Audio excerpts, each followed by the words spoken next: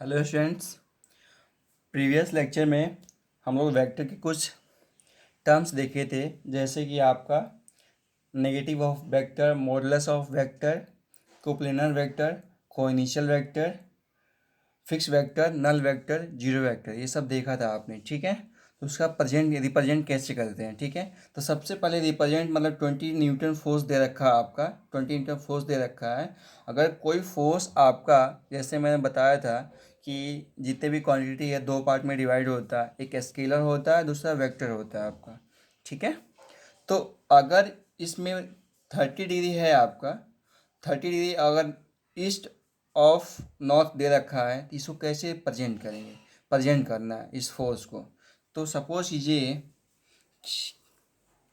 ये डायरेक्शन पता है आपको, ईस्ट, वेस्ट, नॉर्थ, और ये हो गया साउथ हो गया। ठीक है, अब यहाँ बोला 30 डिग्री, जो फोर्स दे रखा है 20 न्यूटन जो गिवन है, वो दे रखा है 30 डिग्री ईस्ट ऑफ नॉर्थ, मतलब कि नॉर्थ से इस साइड में, नॉर्थ से इस साइड में आपका 30 डिग्री है। ठीक है, आया समझ में। EON ईस्ट ऑफ नॉर्थ, उल्टा मत करना आप लोग। तो नॉर्थ से इस साइड में, नॉर्थ से इस साइड में कितना डिग्री है, 30 डिग्री है, और फोर्स की वैल्यू कितना है, 20 न्यूटन है। ठीक है, और यहाँ पे दिया 45 degree south east, south east. अगर कुछ क्वेश्चन में कुछ ऐसे क्वेश्चन होते हैं जो 45 डिग्री एंगल ना दे करके साउथ ईस्ट या नॉर्थ ईस्ट दे रखा है, अगर नॉर्थ ईस्ट देता है इसका मतलब कि सेंटर में, अगर सपोज ये मानिए कि 90 डिग्री एंगल है, अगर ये देखिए सेंटर से मैं पास करता हूँ तो इसको बोलेंगे वेस्ट साउथ या साउथ वेस्ट। ठीक है, वैसे यहाँ पे साउथ ईस्ट बोला आपका, तो ये ऑटोमेटिक हो जाएगा 45 डिग्री एंगल पे, और फोर्स की वैल्यू हो जाएगी 20 न्यूटन, और ये हो गया साउथ ईस्ट डायरेक्शन। ठीक है, हमेशा ध्यान देना कि 45 ज़रूरी नहीं है कि 45 डिग्री एंगल गिवन हो। ठीक है, वहाँ पे दे करके नॉर्थ वेस्ट दे देगा, नॉर्थ ईस्ट दे देगा, तो हम लोग ये समझेंगे कि दोनों नॉर्थ और ईस्ट से मिडिल से पास कर रहा है, आपका सेंटर से पास कर रहा है। इट मीन्स जो एंगल होगा वो आपका 45 डिग्री होगा। ठीक है, और यहाँ पे दे रखा है कैसे, अगर थर्ड या आपका 60 डिग्री नॉर्थ ऑफ वेस्ट, तो वेस्ट से नॉर्थ साइड में कितना जाएगा आपका, वेस्ट से नॉर्थ साइड में कितना जाएगा, 60 डिग्री जाएगा आपका। ठीक है, तो ये हो गया आपका 60 डिग्री, और फोर्स की वैल्यू 20 न्यूटन, ऐसे हम लोग प्रेजेंट करते हैं। ठीक है, अब हम लोग आगे पढ़ते हैं एंगल बिटवीन टू वेक्टर्स। देखिए यहाँ पे एंगल बिटवीन टू वेक्टर्स। अब यहाँ पे जो एंगल होगा, सपोज ये कि हमारा ये वेक्टर है, ये वेक्टर है आपका, ए वेक्टर है। ठीक है, वेक्टर को मैं रिप्रेजेंट करने के लिए बताया था आपका, ए डैश या ए वेक्टर ऐसे कर देते हैं, और दूसरा आपका वी वेक्टर हो गया आपका, ये बी वेक्टर है। ठीक है, अब इसके बीच में एंगल कितना होगा आपका, ये एंगल होगा क्या, थीटा होगा क्या आपका, नहीं होगा। इसको देखो कैसे एंगल फाइंड आउट करते हैं। यहाँ पे वेक्टर ये हो गया आपका ए वेक्टर। ठीक है, और दूसरा वेक्टर बी है, तो जो ओरिजिन है, जो इसको टेल बोला था, इसको हेड बोला था, तो दूसरा जो टेल होगा वो यहाँ से ही जो पैरेलल होगा, इसके जो पैरेलल होगा, देखो इसके पैरेलल होगा, बी के पैरेलल होगा, वो इसको शिफ्टिंग कर सकते हैं। तो जो यहाँ पे था, इधर था, उसको मैं यहाँ पे प्रेजेंट कर सकता हूँ, शिफ्ट कर सकता हूँ बी से। ठीक है, तो इन दोनों के बीच में जो एंगल होगा वो होगा आपका थीटा। हमेशा ध्यान रखना, ऐसा नहीं कि इसके बीच में एंगल थीटा, थीटा नहीं है यहाँ पे, इसके बीच में एंगल है वो, बी को मैंने इस यहाँ पे शिफ्ट कर दिया, यहाँ पे शिफ्ट कर दिया, यहाँ पे। ठीक है, शिफ्टिंग तो कर सकते हैं ना, जैसे कि आपका ये एक्स एक्सिस है और ये वाई एक्सिस है। ठीक है, तो ये वाई एक्सिस में यहाँ पे ले, या तो इससे पैरेलल कहीं भी ले सकते हैं हम यहाँ पे, तो ये भी वाई एक्सिस में, ये भी और ये भी है वाई एक्सिस में। वैसे ही आपका एक्स डायरेक्शन में है आपका, तो इसके पैरेलल में ये एक्स डायरेक्शन ले सकते हैं यहाँ पे, ये भी एक्स है, ये भी एक्स है। वैसे ही यहाँ पे जो एंगल यहाँ पे दे रखा है, हॉरिजॉन्टल से बना रहा है थीटा, वैसे ही इसके पैरेलल में ले देता हूँ यहाँ पे अल्टरनेट एंगल जो पढ़ा होगा आपने, तो यहाँ भी आपका शिफ्ट कर सकते हैं। यहाँ पे जो एंगल यहाँ पे है वो एंगल यहाँ पे है, बट एंगल यहाँ पे ओरिजिन से जो टेल से टेल होना चाहिए। ठीक है, यहाँ से ये टेल है और ये हेड है, और इसका भी आपका जो बी वेक्टर है, इसका टेल यहाँ पे और हेड यहाँ पे है, तो टेल टू टेल आपका पॉइंट मिलना चाहिए एक पॉइंट पे, तो उनके बीच में जो एंगल होगा वो होगा आपका थीटा होगा। ठीक है, तो यहाँ लिखेंगे theta, is the angle between vector A and vector B. ठीक है, आगे समझ में, दोनों आपका टेल टू टेल ज्वाइन होगा, उसके बीच में जो थीटा बनता है, एंगल बनता है, उसको थीटा बोलते हैं। ठीक है, अब बताइए कि मैक्सिमम जो एंगल होगा दो वेक्टर के बीच में कितना होगा? वो 180 डिग्री होगा, वेक्टर ए और दूसरा एक एंटी वेक्टर इसका जो बी हो गया आपका बी वेक्टर। तो इसके बीच में जो एंगल होगा कितना होगा आपका? 180 डिग्री होगा कि नहीं होगा? 180 डिग्री मैक्सिमम कितना होगा आपका? ये थीटा है तो थीटा की मैक्सिमम वैल्यू कितना होगा आपका? 180 डिग्री होगा आपका। ठीक है, अब ये तो सेकंड केस हो गया आपका, ये सेकंड केस हो गया। थर्ड केस की बात करता हूँ यहाँ पे, थर्ड केस की बात करता हूँ यहाँ पे। देखिए, अगर वेक्टर ए है, थर्ड केस हो गया, और आपका वेक्टर बी है। ठीक है, दोनों के पूछेगा कि एंगल कितना होगा, तो मैं यहाँ पे बोल सकता हूँ ये टेल है, ये वेक्टर ए है, और इसी टेल से आपका यहाँ पे वेक्टर बी जा रहा है। तो इन दोनों के बीच में एंगल कितना है? थीटा इक्वल टू 0 डिग्री, क्योंकि दोनों पैरेलल है आपका। ठीक है, अब देखो फोर्थ केस यार आपका बहुत इंपॉर्टेंट केस है आपका, जो स्टार लगा देता हूँ यहाँ पे, कि अगर वेक्टर ए है और दूसरा वेक्टर यहाँ पे बी है। अब यहाँ पूछेगा angle between vector A and vector B कितना होगा आपका। तो अगर ये बोले, सपोज ये कि ये है आपका 190 डिग्री। ठीक है, तो क्या मैं बोल सकता हूँ क्या vector A and vector B angle is 190 degree? No, ये आपका theta are not equal to 190 degree. अब यहाँ पे एक कंडीशन आता है कि जो वेक्टर ए और वेक्टर बी के जो स्मॉलेस्ट एंगल होता है वो हम लोग लेते हैं। जैसे 360 माइनस 190 इक्वल टू कितना हो जाएगा आपका? 170 होगा ना। तो यहाँ पे जो थीटा के वैल्यू होगा, थीटा ए बी के बीच में एंगल जो होगा आपका 170 डिग्री। ठीक है, तो जो हमेशा जो चूज़ करेंगे, जो एंगल चूज़ करेंगे, वो हमेशा स्मॉलेस्ट एंगल चूज़ करेंगे। ये ध्यान रखना है आप लोग, always choose smallest angle, small angle. ठीक है, हमेशा ध्यान रखना है आप लोग। ठीक है, इसको स्टार बना दिया यहाँ पे। ठीक है, हमेशा ध्यान रखना है आप लोग। अब आ जाइए वेक्टर को एडिशन कैसे करते हैं, यहाँ पे ऐड कैसे करते हैं। तो ठीक है, तो वेक्टर अलजेब्रा में फर्स्ट हम लोग पढ़ेंगे एडिशन। ठीक है, पढ़ेंगे एडिशन, सब्ट्रैक्शन, मल्टीप्लिकेशन सब पढ़ेंगे, बट सबसे पहले पढ़ेंगे एडिशन। वेक्टर अलजेब्रा में एडिशन आता है, तो सबसे पहले एडिशन पढ़ते हैं। ठीक है, तो वेक्टर यहाँ पे आपका ए है और दूसरा वेक्टर आपका यहाँ पे बी है। ठीक है, अगर यहाँ पे vector A plus vector B इसको ऐड करना है यहाँ पे, तो कैसे ऐड करेंगे? इसके लिए हम लोग मेथड, सबसे पहले मेथड यूज़ करते हैं ट्रायंगल रूल, ट्रायंगल लॉ। ठीक है, इसमें क्या करते हैं, जो वेक्टर ए है आपका, ये वेक्टर ए है, ये वेक्टर, ये आपका टेल है, ये आपका हेड है। ठीक है, ये आपका हेड है। तो इस हेड से दूसरा वेक्टर ऐड करेंगे यहाँ पे, जो आपका जो एंगल दे रखा है ना, उसी एंगल पे हम लोग यहाँ पे आपका हेड से टेल में ऐड करेंगे। ये आपका वी वेक्टर हो गया। आ रहा है समझ में? ठीक है, मैं फिर से बोलता हूँ, ये टेल है, ये हेड है।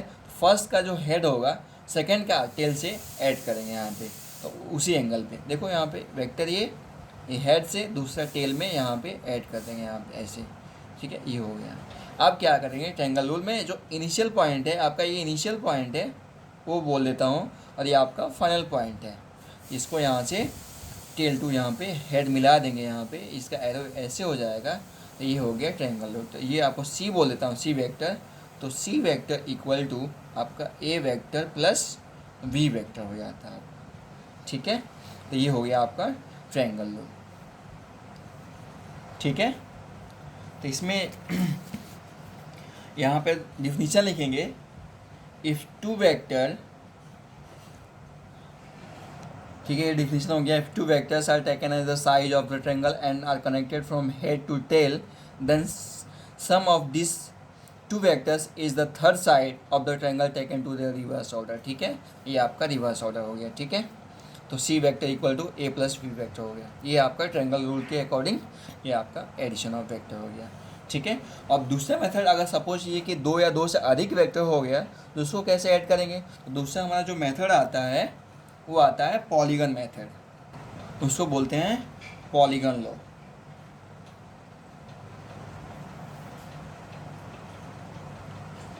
ठीक है। तो इसमें क्या करते हैं, अगर सपोज कीजिए कि आपका वेक्टर ये है, ये आपका वेक्टर ए वेक्टर और इसी पॉइंट पे आपका वी वेक्टर दिया है आपका, ये आपका सी वेक्टर और दूसरा आपका डी वेक्टर, ठीक है। अब मुझे पॉलीगन लॉ के अकॉर्डिंग मुझे ऐड करना है, एडिशन करना है, तो क्या करेंगे, तो सबसे पहले मैंने बताया था ये आपका ए वेक्टर, ठीक है, फर्स्ट का जो हेड है, सेकंड का टेल है आपका, तो इसको शिफ्ट करेंगे यहाँ पे, इसी एंगल पे शिफ्ट करेंगे, ऐसे बी हो गया आपका, ये बी हो गया, ठीक है। अब सी पॉइंट पे, इसी पॉइंट पे सी देखो यहाँ पे ऐसे गया आपका, इसके पहले ऐसे गया आपका, ये सी पॉइंट हो गया, देखो ना यहाँ पे ऐसे, इसको शिफ्ट ऐसे पैरेलल में कर दिया। उसके बाद से डी क्या है आपका, डी कैसे गया आपका, ऐसे गया आपका डी, तो ये आपका डी वेक्टर हो गया, ठीक है। तो इसको ऐड कैसे करेंगे, तो देखो वेक्टर ए और वेक्टर बी को मैंने यहाँ पे हेड से मिला दिया, ठीक है, इसको आर बोल देता हूँ, तो आर इक्वल टू क्या हो गया, ए प्लस बी वेक्टर, ठीक है। अब देखो यहाँ पे ये वाला और सी वेक्टर मिल करके दूसरा यहाँ पे क्या बना लिया, यहाँ पे आर डैश, तो आर डैश की जो वैल्यू होगा आपका वो कितना होगा, A plus V vector plus C vector, यही होगा, ये आर प्लस सी वेक्टर यही होगा ना आपका, ये ट्रायंगल रूल को फॉलो कर रहा है आपका। ये वेक्टर हेड और दूसरा टेल, तो इनिशियल और फाइनल पॉइंट को मिला दिया मैंने, जिसको आर डैश मैंने बोल दिया था, आर डैश इक्वल टू बोल सकता हूँ ना A plus B plus C vector, या R plus R vector plus C vector, R vector की वैल्यू कितना ए प्लस बी है, ठीक है। वैसे सिमिलर यहाँ पे देखो, ये भी आपका ट्रायंगल रूल को फॉलो कर रहा है यहाँ पे, ठीक है, A vector plus B D vector, तो यहाँ पे जो आर डबल डैश वेक्टर हो गया आपका, जो रिजल्टेंट है वो एलयू आ जाएगा आपका, ये हो जाएगा आपका R dash plus D vector, यही होगा ना, तो इसकी वैल्यू हो गया आपका A vector plus B vector plus C vector plus D vector, ये हो गया आपका पॉलीगन मेथड से एडिशन, ठीक है, ठीक है। ये पॉलीगन लॉ के मेथड है। If a number of vectors are represent both in magnitude and direction by the sides of an open polygon take the same order, then there the resultant is represented in magnitude and direction by the closing of the polygon, ठीक है, ये हो गया। अब third law ये बोलता है, third law एक और मेथड है जिससे हम लोग एडिशन कर सकते हैं, उसको बोलेंगे parallelogram law of vector addition, ठीक है, उसको देखते हैं, ठीक है। दूसरा थर्ड मेथड है मेरा parallelogram law of vector addition. अब इसमें क्या होता है, पहले डिफिनेशन देखते हैं, draw from a common point, drawn from a common point, जैसे कि आपको वेक्टर ए है,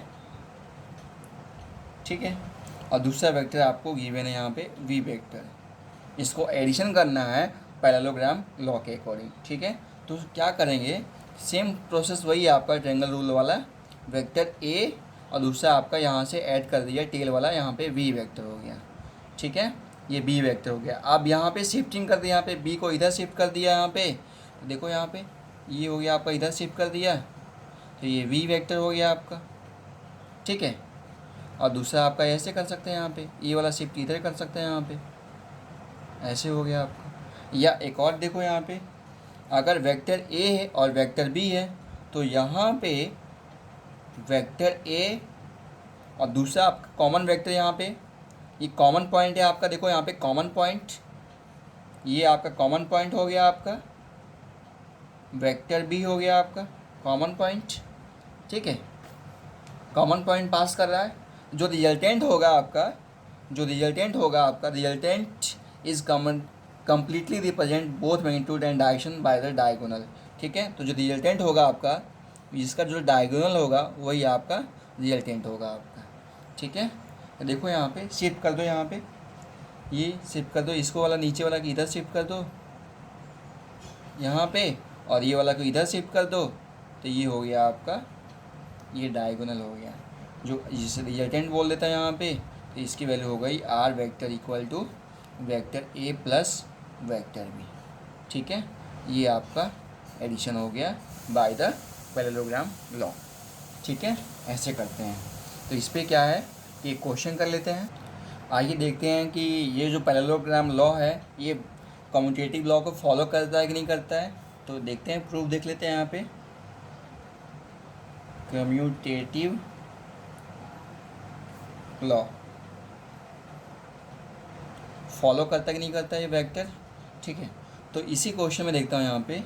तो यहाँ पे मैं बोल सकता हूँ vector A plus vector B equal to O S या आर वेक्टर। ठीक है, तो यहाँ पे वेक्टर ए को मैं ओ पी बोल सकता हूँ, ओ पी वेक्टर प्लस यहाँ पे O Q vector equal to आपका ओ एस वेक्टर। ये हो गया फर्स्ट। ठीक है, अब सेकंड है आपका, क्या करेंगे यहाँ पे, O Q equal to O Q vector equal to P S vector, because parallel है आपका, O Q parallel P S है आपका। ठीक है, और ये सिमिलर है यहाँ पे O P parallel O P vector equal to आपका क्यू एस वेक्टर, हम बोल सकते हैं ना, क्योंकि ये भी आपका पैरेलल है आपका। ठीक है, तो यहाँ पे जो लिखा था ओ पी की जगह पे मैं रिप्लेस कर देंगे क्यू एस, और ये हो गया ओ क्यू को रिप्लेस कर देंगे P S vector equal to आपका ओ एस वेक्टर। ठीक है, ये सेकंड हो गया from equation number first and second. O P vector plus O Q vector equal to Q S vector plus P S vector equal है आपका O S right hand side equal है तो left hand side automatic equal हो जाएगा आपका। ठीक है, तो ये ओ पी की क्या मैं बताया था आपको, A vector plus V vector, और यहाँ पे V vector plus A vector. देखो यहाँ पे दोनों इक्वल है, ए प्लस वी वेक्टर लिखो या बी प्लस ए वेक्टर लिखो, दोनों सेम है आपका। ठीक है, इट मीन्स आपका जो वेक्टर एडिशन है वो आपका कम्यूटेटिव लॉ को फॉलो करता है। ठीक है, सिमिलर आपका एसोसिएटिव लॉ मैं इसको प्रूफ नहीं करवा रहा हूँ, आप लोगों ने मैथ में किया होगा, vector A plus vector B plus C equal to vector A plus vector B plus C. ठीक है, ये मैं प्रूफ नहीं करवा रहा हूँ, बट आपको ये मैथ में मिल जाएगा। ठीक है, तो ये आपका ये भी लॉ वेक्टर एडिशन फॉलो करता है। ठीक है, पैरेललोग्राम का एक मैं एग्जांपल लेता हूँ, फ्लाइट ऑफ बर्ड। जब चिड़िया उड़ती है तो किस तरीके से उड़ती है वो, वहाँ पे वेक्टर एडिशन पैरेललोग्राम कैसे यूज करते हैं वहाँ पे, और वहाँ पे इसका क्या यूज होता है। आइए देखते हैं। यहाँ पे बर्ड जब उड़ती है, चिड़िया उड़ती है, तो देखो यहाँ पे आपका विंग्स होता है, जिसको मैं W1 W2 दो विंग्स होते हैं। ठीक है, जब विंग्स होता है जो पीछे से आपका एयर पुश करता है तो एक फोर्स लगता है आपको, यहाँ पे F1 बोल देता हूँ, यहाँ पे F2 बोल देता हूँ। ठीक है, अब ये दोनों पॉइंट देखो, यहाँ पे जब ऐसे मोड़ के ऐसे मुड़ जाती है, ऐसे ऐसे करती है वो, ऐसे करते तो कहीं ना कहीं यहाँ पे ये दोनों फोर्स मिलता होगा। तो ये दोनों सपोज ये कि यहाँ पे ओ पॉइंट पे मिल रहा है आपका, ये ओ पॉइंट पे मिल रहा है।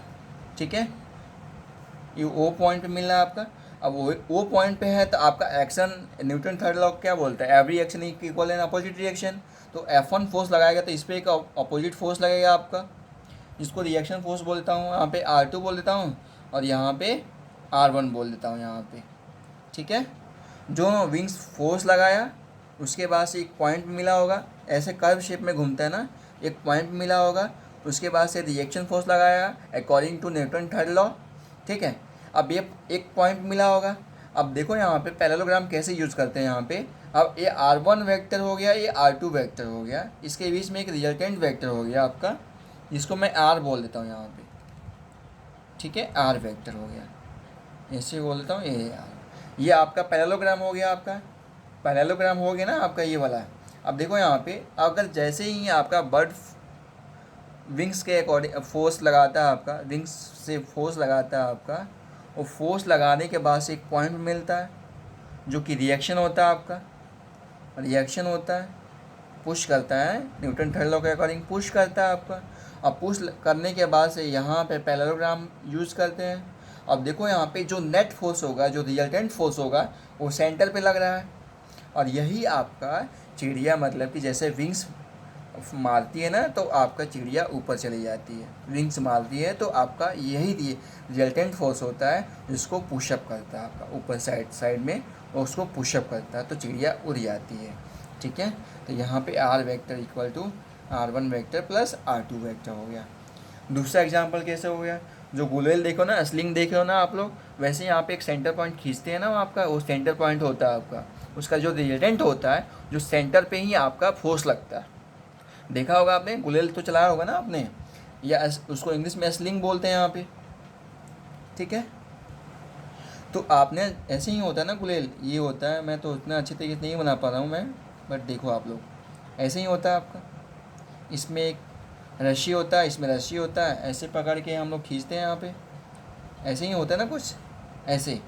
और यहाँ पे पकड़ के, यहाँ पे हाथ से पकड़ के यहाँ पे कर देते हैं, यहाँ पे ऐसे पकड़ के यहाँ पे। तो देखो यहाँ पे ये आपका फोर्स लग रहा है ना, जब खींचते हैं तो ये फोर्स लग रहा है ना, टेंशन लग रहा है, टेंशन बोल देता हूँ यहाँ पे T1, ये हो गया T2, टेंशन लग रहा है ना आपका।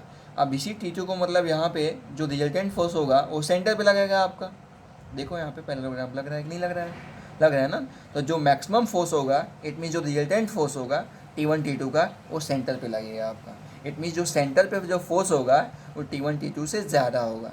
ठीक है, तो इसका जो रिजल्टेंट मैं बोल देता हूँ यहाँ पे OP को, तो OP vector equal to resultant vector, इसको T1 vector plus T2 vector हो गया।